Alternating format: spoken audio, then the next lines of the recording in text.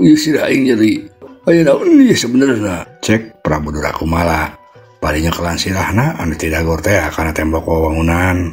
Prabu Durakumala turun yang jago bumi 3 kali bari jeung ngagorowok. Punggawa, ka dieu sia. Teu nunggu waktu lila, Jol salah seorang punggawa na asup ka jero bari tuluy deku sikap hormat. Nun kaulanan Kanjeng Gusti, aya pikir saeunaon nun? Tempo sia aya kejadian naon di luar. Nah, karaton ujug-ujug ingkung kieu sia. Hapunten nun, sim abdi kirang terang, sim abdi oge ruas ku aya kejadian tadi teh. Dasar beleguk sia. Maksud kula kuat pariksa ka unggal madhab. Lamun anu aneh bawa picurigaeun kuat laporan deui ka kula. Kuat sia ka ditu. Cek Prabu Durakumala deui bari jeung molotot. Atuh eta punggawa teh miruas. Cuma enggak Kanjeng Gusti. Perintah Kanjeng Gusti bari dilaksanakeun ku si abdi. Cek eta punggawa bari cedok deui nyembah tuluy indit.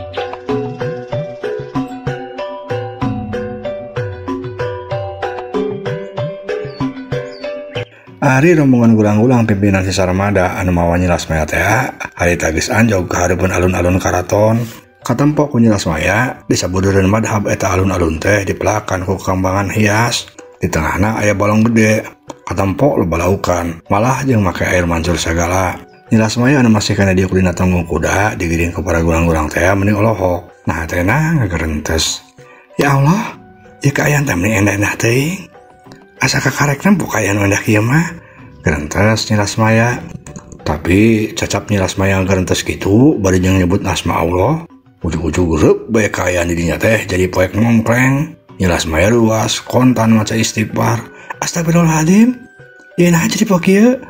Cek nyilas maya.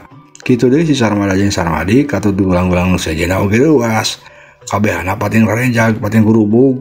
Malah kuda anu ditarunggang kemahin oge ngajaraul bari yang jaul kuda anu ditunggangan ku nyilas maya oge ngajaul ka luhur. Kubrag nyilas maya ngajenggang ka tukang. Aduh, tolong. Cek nyilas maya. Barang jeung nyilas maya ngagubrag. Kaayaan anu tadi poek jadi ngabrak deui caang. Kan alun-alun anu tadina katampo endah oge ayeuna mah jadi robah pikagilaun. Anu tadina katampo tangkal kembang anu alus robah jadi jelema anu awakna ditarancep-cancepkeun kana taneuh.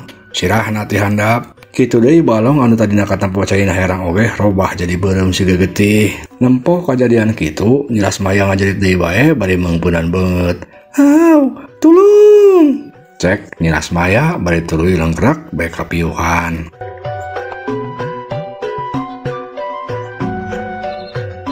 Kabeh para gulang-gulang arorohok, tapi teu dilapok si Sarmadi nyarita. Montong aja ledog bae sia. Keuat garotong eta manusia. Bawa ka hareupeun raja urang. Atuh tuluy 2 orang gulang-gulang ka hareup ngangkat awak nyilas maya. Tuluy dibawa ka jero. Tapi barang rek asup pisan ka karaton, dicegat ku 2 orang punggawa anu purah ngajaga lawang karaton. Pop. Montong pada bulus bae euy. Kabeh oge aya aturanna sia. Cek salah seorang punggawa anu tukang jaga lawang karaton. Atuh para gurang-gurang teh areureun deui pok Sarmada nyarita. Geus montong babaturan sagala sia. Dewek geus kaburu capek, minggir sia, minggir. Dewek rek ngarep raja. Tuh bisa. Parentah raja ka dewek. Saha bae nu asup kudu dipariksa heula. Lantaran kamari oge Arandika geus salah mau wadal. Anu tungtuna ngajadikeun raja urang jadi bendul sia. Gara-gara kesalahan Andika, dewek oge jadi kabawa kabarenangan. Jadi ayeuna mah dewek rek hati-hati. Cek punggawa anu tadi. Heuh atuh sok sia, ulah dilakeun teuing sia. Sarmadi ilu nyarita. Si punggawa anu tadi tuluy ngalieu ka baturna pok ngomong. Tumpo catatana euy Ki Adi. Saha ngaran manusia anu poe kudu distorkeun ka Kanjeng Gusti. Baturna si punggawa katempo muka buku catatan. Tuluy dipariksa salambar-salambar siga nu heueuh. Rada lila mariksana oge. Malah siga anu dibulak-balik. Si Sarmada jeung Sarmadi mending gregetan seueur. Ih nah sia lila teuing atuh mariksa buku teh. Keuat atuh sia. Cek Sarmada. Tapi nu diomongna mah jong-jong bae terus mariksa buku catatan teu nimbalan. Atuh baturna oge jadi kesel pok ngomong. Nah lila teuing atuh Ki Adi. Teu kapanggih kumaha tulisanna. Lain kitu kakak. Tapi kuring bingung ieu macana. Nah atuh bingung. Kapan aya tulisanna lain? Aya di tulisanna mah kakak. Tapi terus terang euing teu bisa macana. Ngadenge jawaban kitu si punggawa nepak tarangna. Ari si Sarmada jeung Sarmadi gara-gara teu ateul. Dasar boloho. Lain tita tadi ngomong teh ada tebus macam mah. Cek si penggawaan tadi. Si penggawaan ditambah mariksa datang jarang hera. Ampura kakak. Wes atuh yeuh ayeuna mah si kakak nu macana. Udah we ke sarua tebus macam sia. Lamun beuceus moal nitah ka ilaing atuh. Cek penggawaan tadi. Si Sarmada jeung Sarmadi gara-gara teu ateul deui bae. Bari jeung hatena seueul lantaran asa diulinkeun. Aduh, dasar baraloho jeung baradagung. Kalah ngalilir bae ka dewek. Geus minggir sia ka ditu. Teu beutus macam mah montong hayang meriksa sakala ka dewek sia. Cek Sarmadi. Bari tuluy bae mahina rek leumpang asup, tapi dihalangan deui ku tumbak ku dua punggawana. Kalah ngurud sia mah. Tuh bisa. Atuh tuluy rek nah deui sia. Ieu kaburu sia. Keulah sia, can anggus balik sana. Atuh geuat sia, tita tadi ngan rek mariksa bae. Teu anggeus ya. Cek Sarmada bari molotot. Geus kieu atuh ambil gampang. Ari tadi cek Kanjeng Prabuna, saha anu kudu dibawa ka negara urang? Tanya si punggawa deui. Ngaranna si Radia jeung si Edoh, tembal Sarmada. Ari manusia ieu saha ngaranna? Tanya punggawa deui bari nunjuk ka Nyi Lasmaya anu masih keneh kapiuhan. Eta mah Nyi Lasmaya ngaranna. Sarmadi nu nembalan. Ngadenge kitu dua punggawa tukang jaga lawang gogodeg. Tah nu kieu gulang-gulang anu lain picontoeun teh. Cek punggawa bari gogodeg. Si Sarmadi ambak ngadenge kitu teh. Maksudna naon sia ngomong kitu? Ngahina sia ka aing. Lain ngahina sia, tapi dewek ngomong teh saleuyeung jeung fakta sia. Sia kabehan mang belegug. Jadi tah mawa si Radia jeung si Edoh nu dibawa ka si Lasmaya. Belegug sia nu kitu teh. Si Sarmada jeung Sarmadi beuki ambek. Beungeutna katempo beureum, lir bae beusi atah meuleum. Haok si Sarmada hoak. Dasar goblok sia, wani-wani ngahina ka aing sia. Nu kieu mah lain antepkeun. Sarmadi cuang bere pelajaran ieu punggawa kurang ajar teh. Kakak, hayu cuang hajaran, tuman jalutak pisan. Tembal si Sarmadi, bari jeung teu nungguan jawaban deui, blesur bae Sarmadi mah langsung nyerang ku peureupna.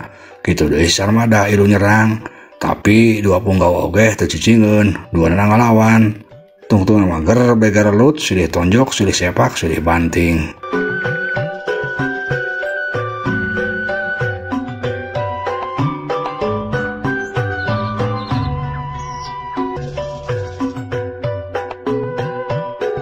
Kajadian taruna Sarmada sapara kanca nimbulkeun sora anu pohara tarikna. Prabu Durakumala anu aya di jero karaton kaget jeung ambek.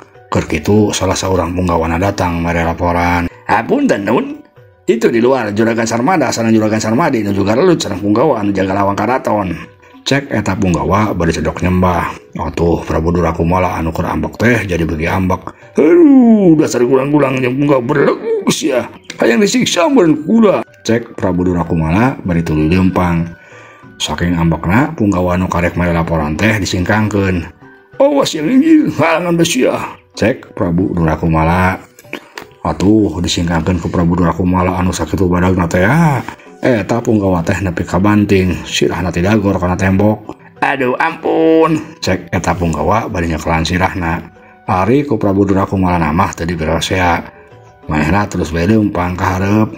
Teuila Prabu Durakumala geus aya di hareupeun karaton. Pleh katempo si Sarmada jeung Sarmadi masih keneh tararung ragot ngalawan dua punggawa anu tukang jaga lawang. Prabu Durakumala tangtuna ambak nempok kaen kitu teh. Haok bebentak bari tetenjerag. Urun sia, eta naha sia kalah garelut kos aruh gawe sia. Cek Prabu Durakumala bari tetenjerag. Atuh si Sarmada jeung Sarmadi teh langsung bae areureun. Katampo mararungkut saking kusieun-sieunna ku Prabu Durakumala. Ampun Kang Nyong Gusti, ampun. Ari sim abdi mah mung sakur ngajalankeun aturan. Eta si Sarmada jeung Sarmadi anu ngarododna mah maraksa kalebet karaton. Anu padahal mah maranehna tos sarah deui ngabantuan wadal Kanjeng Gusti. Kapan anu sakedahna canda ka dieu teh si Radia sareng si Edoh sanes Kanjeng Gusti. Bener. Ilaing mah bener teu salah. Si Sarmada jeung Sarmadi nu kitu mah anu kudu disiksa ku aing. Tembal Prabu Durakumala. Atuh si Sarmada jeung Sarmadi teh meuni merungkut. Ampun Kanjeng Gusti, ampun. Lumaos sim abdi doan nepat ngabantuan wadal. Tapi cobi eta tingali heula wadal anu dibantuan ku sim abdi teh. Kanjeng Gusti, cek Sarmada bari nunjuk ka Nyi Lasmaya anu keur ngagoler teh empes-empes. Prabu Durakumala ngareret ka Nyi Lasmaya. Barang breh katempo eta Prabu Durakumala teh langsung bae kegerceuman. Ayeuna dadana karasa anu sadud sagala.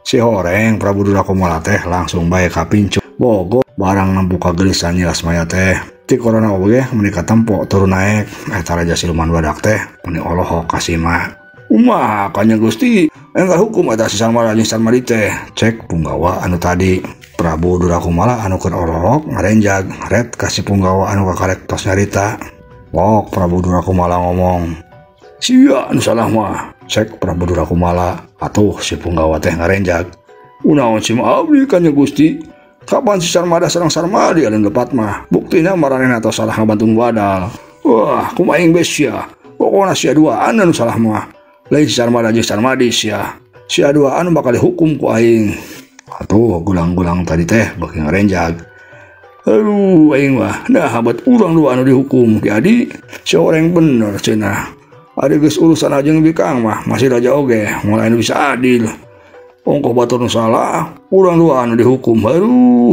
aing mah cek eta punggawa bari jeung leuleus cag urang tunda heula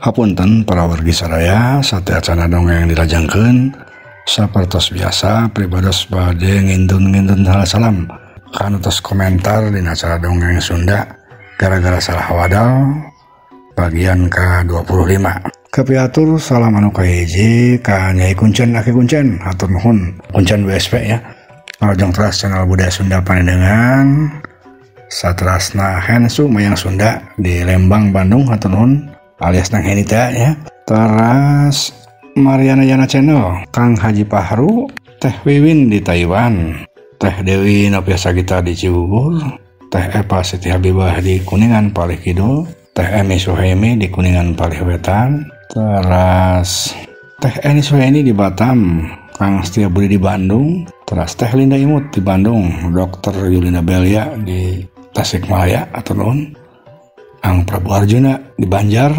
Ibu Yayah hatur nuhun pisan Ibu Yayah terus ngarojong teras channel budaya Sunda Panendengan maos komen Ibu Yayah sok semangat pisan hatur nuhun Ibu Yayah teras Kang Eki Gidanjar di Bandung Kang Eka Bambang Kamajaya di Balianda Bandung Teh Sri Hartati Teh Suhyati M Teh Is Juliani Teh Tami Malihah di Ciamis Teh Luna Irma Rusdianti anu ayeuna lenggih di Singapura Kang Hari Ismail atau nuhun Kang Hari Ismail teras Kang Gugun Gunawan di Soreang Bandung Tri Andri Li di mana kawit Tri Andri Li teras Mahdian di Pasteur Bandung Ibu Osih oge teka Kantun sareng Ade Melandri di Bandung ya kawit Kuningan rencangan Subangpak mudah-mudahan sadayana aya dina ginanjar kawilujengan mangga dongeng urang teraskeun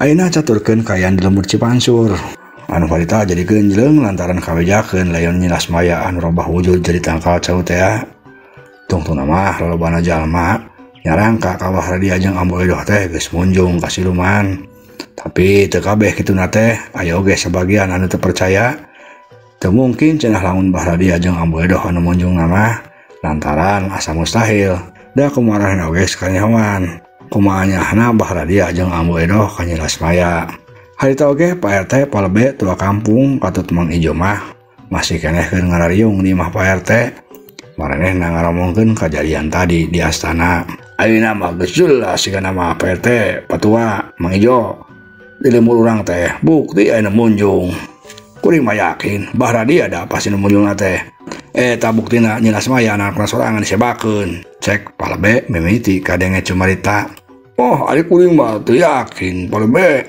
asa mustahil lamun bah radia nu munjungna mah demangkara tuh kapan ari nyilas maya teh anak hiji-hijina terus dipikanya pisan di kumahna teh mangkara disebakeun tembal Pak RT tua kampung jeung Mang Ijo ngan saukur caricing pok kadenge Pak RT ngomong deui ari cek pendapat patua kumaha ieu teh teuing atuh kuring mah teu bisa nuduh ka sasaha dacan aya bukti tembal tua kampung ku saturamun kieu kumaha ami perkarana jelas urang suang datangan imah baradia ayeuna ku urang kudu ditanyakeun, tapi ngomong kudu hati-hati bisa kasinggung. Da mending atuh mun palebahnya mah munjung kumaha lamun henteu. Enya, kuring mah satuju bae. Hayu atuh mumpung beurang keneh. Tembal Mang Ijo. Satulunya kabehana narangtung rek arindit ka imah Bah Radia.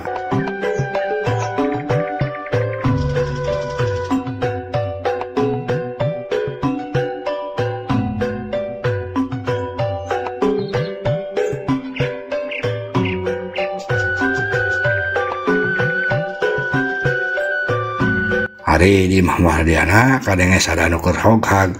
Malah sekali-kali kadenge pesentak-sentak si horeng Bah Radia jeung Ambo Edoh anu keur parasea. Tah, gara-gara naon maneh si Edoh. Coba lamun maneh teu salah wadal.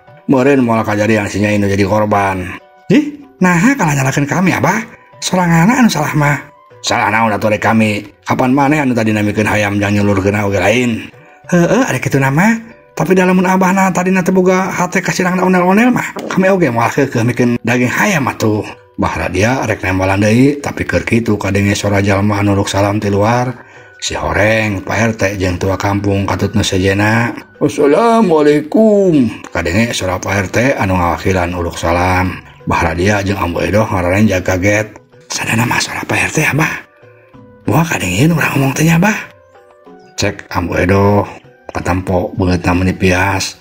Kan waktu saseep ieu dongeng karangan pribados Kang Abun Burhanuddin. Hapunten kakiranganna mugia katampi kalian kabingahan. Assalamualaikum warahmatullahi wabarakatuh.